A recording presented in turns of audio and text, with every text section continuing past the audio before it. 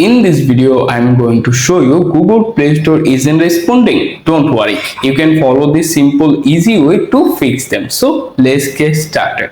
First, take your phone, go to settings. Once you are in the settings menu, scroll all the way to the very bottom. Here you can find the apps option. Simply tap on their name to open the page. After that, you can either scroll down or use the search bar at the very top. Here simply search for Play Store.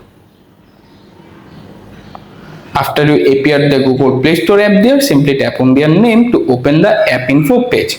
Once you are in the app info page, at the bottom right corner, see the force stop button. Simply click on it, hit OK. After that, scroll through the page, go to storage.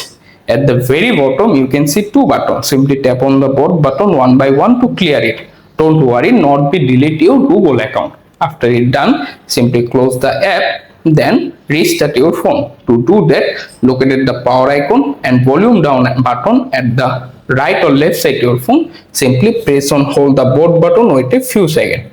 From the pop-up menu appear, click on restart, tap it again and wait to turn back on your phone. After your phone is turned back on, this time you can simply open the Google Play Store app and check it work or not.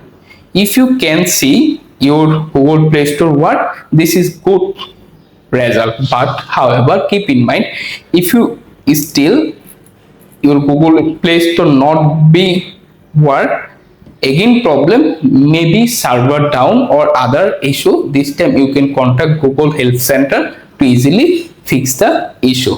That's it guys, my Google Play Store works successfully. I can try easily install any app my phone. This is available.